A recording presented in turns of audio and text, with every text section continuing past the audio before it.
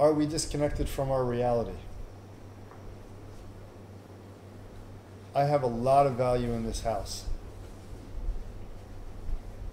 First of all, I have gratitude because it was given to us. And I have a lot of value in it because it was given as an expression of this is to serve the lineage for hundreds of years after I die, which speaks a lot to me. And that's why it was built the way it was built. I have value in it because the Vastu that I know, as limited as it is, made it an extraordinary structure that it is. And that it will serve this way into the future and do well because of this Vastu. It's craft, to design it, to build it, to spec, to get it, to create. This is creation. You're sitting in creation, creativity. You want to know the difference between hippie creativity and real creativity? The real creativity, you can sit in it. You can do something with it. It's real, you know. So it's about what is our actual intimacy or engagement with our actual situation. That's what craft is about. Are we just in our head, where creativity seems to be exalted thinking? Or is that just another distraction from our essence? And is craft really, in its essence, a way, or in its import and purpose, a way for us to access essence, abide in essence through activity of body, speech, and mind, producing things of value, and have that thing of value now on the outside you can see, like those bells from Bali. They're icons of essence. That these people's lives are dedicated to making only those items. They don't make salad forks. They make bells for puja only. A whole life of that, perfecting that craft. And the young guys are brought up underneath them, and if it's not right, they smash it right there and throw it right back in the furnace. If my outer world surrounding me is produced by craft, these are handmade couches by craftspeople who actually really do a great job. I mean, look at that table, look at that bar, look at those stools, look at these couches.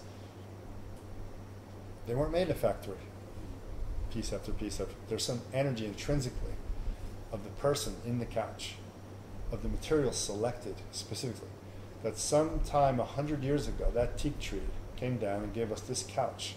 The way that karma flows together brings great value and awakening into this moment when I interact with those objects. Those objects are not just objects anymore. When we say object d'art, you know, we say objects of art, it's the old understanding, the true understanding of that is that it's something that reflects your essence and has value in that, came out of that through craft. You do value it more. You don't tend to want to go accumulate a bunch of crap. I think part of our consumerism problem, why we want to buy so many valueless pieces of crap in our life, plastic garbage that we get, and even, you know, whatever, trinkets and so on, we accumulate all this crap, is because we've lost what craft means. When you get a really well-crafted item that you can relate to, it has tremendous value. And seeing it, like I'm looking at my bell right now, it's just, even in the bag, and I see one piece of metal sticking out, instantly it brings to mind all the pujas. It brings to mind where it came from in Bali. You know, the whole way I got it, to meet those people, to know those craftspeople, to trust that they are in their craft so deeply that I can trust that that bell comes from the right place, you know? You go and buy a bell at a shop, you don't treat it the same way you would one of those. You can't relate to it in the same way. It came out of a factory. Even if it's a mold in Nepal, most of these bells come out of Nepal now. They make a mold and they just pour into 1,000 of it and crack it open, there it is. They don't test them, just right out on the shelf. You might get lucky that something sounds nice. But the value in it is different. And I don't want a lot of things. I want the right things. The right things are the things that reflect essence, that are made by human beings. 500-year-old samurai swords. 500 years, right? Yeah, about 450. 450-year-old samurai sword in my room up there. Just pick it up, and I just pick it up. That's all I got to do is pick it up. I don't have to swing it. I'm afraid to swing it. It'll chop someone's head off. It's so sharp. I'm afraid to even use it most places. I'm going to take it away with me somewhere when I go on retreat next time.